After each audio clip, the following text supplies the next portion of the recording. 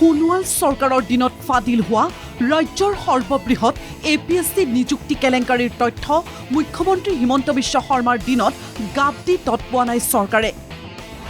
প্ৰথমে অসম আৰক্ষীৰ তদন্ত, তাৰ পিছত অৱসৰপ্ৰাপ্ত ন্যায়াধীশ বিপ্লৱ শৰ্মাৰ ন্যায়িক তদন্ত আয়োগৰ তদন্ত, ন্যায়িক আয়োগে দিয়া পৰামৰ্শৰ আইনী বৈধতা পৰীক্ষাৰ বাবে কমিটি, তাৰ পিছত পুনৰ তদন্তৰ বাবে SIT, মুঠৰ ওপৰত তদন্তই তদন্ত, শেষে হৈ নাহে তদন্ত। গঠনৰ সময়ত চৰকাৰে দিয়া সময় উকলি যোৱাৰ পিছতো শেষ নহল SITৰ তদন্ত।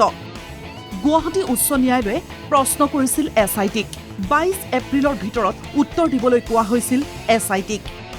সোমবাৰে আদালতত SITয়ে দাখিল কৰিলে তদন্তৰ খতিয়ান, কিন্তু খতিয়ান আহিল বন্ধ খামৰ ভিতৰত। তাকে লৈ দুৰ্ঘোৰ আপত্তি ৰাজহুৱা স্বাৰ্থজড়িত আবেদনখনৰ আবেদনকাৰীৰ। SITৰ বন্ধ খামত কি আছে শীঘ্ৰেই ৰাজহুৱা কৰক।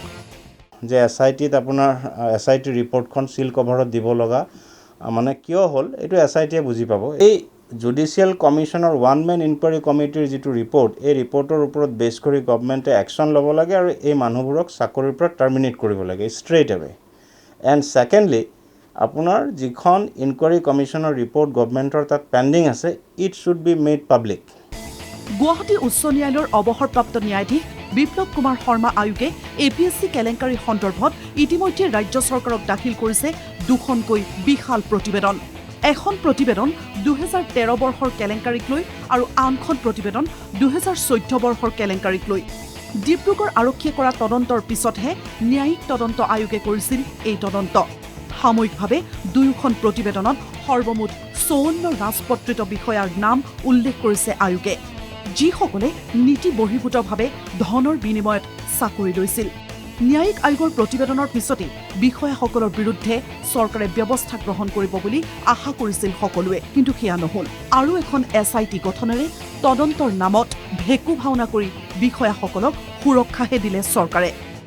গতিকে যেতিয়া এই ৰিপৰ্টটো গভৰ্ণমেণ্টত আপোনাৰ এই ওৱান মেন জুডিচিয়েল ইনকুৱাৰী কমিটিয়ে জমা দিয়াৰ পিছতো গভৰ্ণমেণ্টে চিটিং চাইলেণ্ট হৈ থাকিলে, তেওঁলোকে কোনো ধৰণৰ একশ্যন নল'লে। আজিৰ গভৰ্ণমেণ্টৰ মটো হ'ল zero' tolerance against the corruptions. যদি zero' tolerance against the corruption হয়, then they should come up with fair and clean hand. আপোনাৰ এনেকুৱা ধৰণৰ যিসকল গভৰ্ণমেণ্ট এমপ্লয়ী আছে, ধৰক যোনে at the time of entry in the service corruption কৰে, জালিয়াতি কৰে, বেলেগৰ অধিকাৰ সৰ্ব কৰি মানে বেকডোৰ এণ্ট্ৰি কৰি পেলাই চাকৰিত সোমায়, তেনেকুৱা ধৰণৰ মানুহৰ ক্ষেত্ৰত প্ৰিন্সিপল অফ নেচাৰেল জাষ্টিছ বা শুনানিৰ সুযোগ দিয়াৰ কোনো প্ৰয়োজন নাই। কেমেৰা পাৰ্চন ৰাকেশৰ সৈতে গুৱাহাটীৰ পৰা লক্ষ্যজিৎ বৰুৱাৰ ৰিপৰ্ট NKTV+।